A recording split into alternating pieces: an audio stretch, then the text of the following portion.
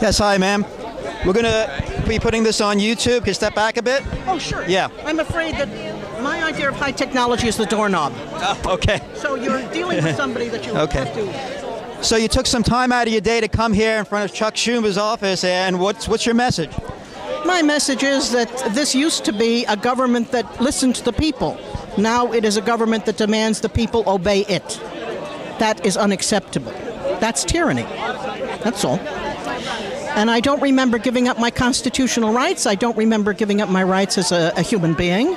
I don't remember giving up my rights to a representative government. I did, obviously, because I don't have one. But I'd like to remember when that happened. I wish Mr. Schumer would come out and say, on April 4th, 1976, you all gave up that right. But that's not happened yet. So you don't feel that Chuck Schumer is adequately representing Long Islanders? I think he's representing Chuck Schumer and his interest group. And his interest group has nothing to do with Long Island. What about the accusation that people who don't support nationalized health care don't care about people who are not covered by insurance? Well, for one thing, that's nonsense. You know, Hitler said the same thing. Make large, overwhelming accusations against your enemies. Tell a big enough lie often enough, and it will be believed. That's what we have here. We don't care. Americans have been supporting the weak, the sick, people from overseas, children. Americans are the most charitable people in the world. So we don't care? Do you believe the figure that 46 million Americans are uninsured? No. It's like all the other congressional figures, hyped when it needs to be and cut when it needs to be. They don't take into consideration why they're not insured. Congress, for instance, has none of our insurance. They have none of our health plan. When they say, I'm giving up my health plan and taking socialized medicine, I'll rethink the matter. Until then, I won't. So you think Congress is being a little hypocritical? I think that I fail to understand when being a hypocrite became a need for a congressperson, but obviously it is, because they're all hypocrites. Thank you. Very few exceptions. Thank you very much for your candid thoughts. Appreciate it. Okay. Yes, sir. What is your name? Gene McGowan. And why are you here in front of Chuck Schumer's office today?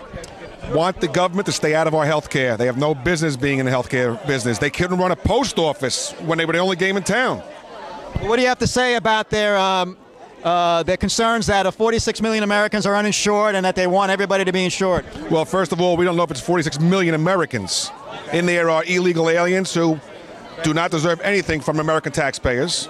Also in that figure are, I'm pretty sure it's around 35% of those 46 million people who are uninsured choose not to. They make 75 grand a year and choose not to have health insurance. Again, not my problem. Right. Okay, so...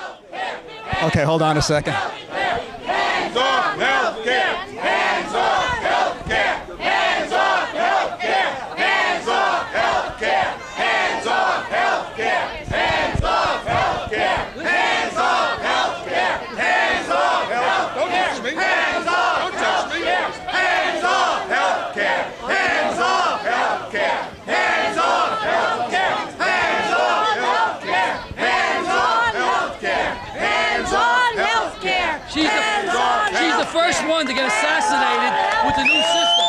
You're not worth putting money into because you're too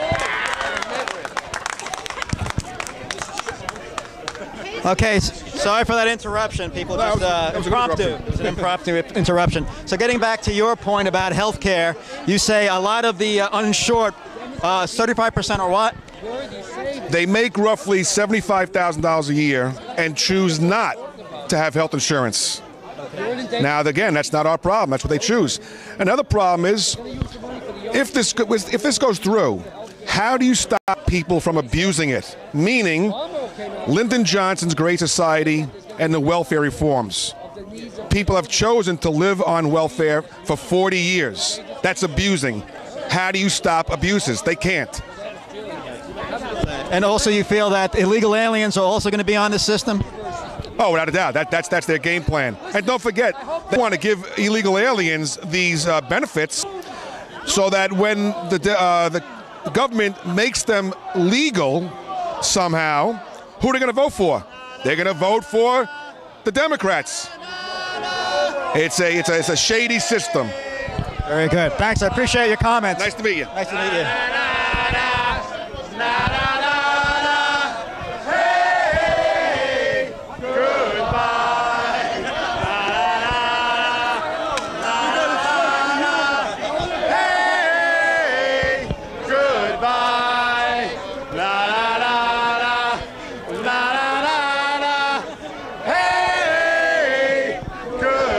I believe they're singing goodbye to Acorn, who was here to protest at MoveOn.org.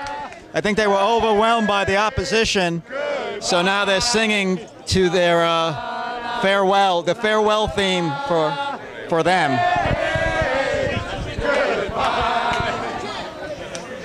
I understand you have a radio show on the internet. Can you give us that information? The show is called The Right Side of Things, and it's on Blog Talk Radio. You can reach the site at blogtalkradio.com/The Right Side of Things.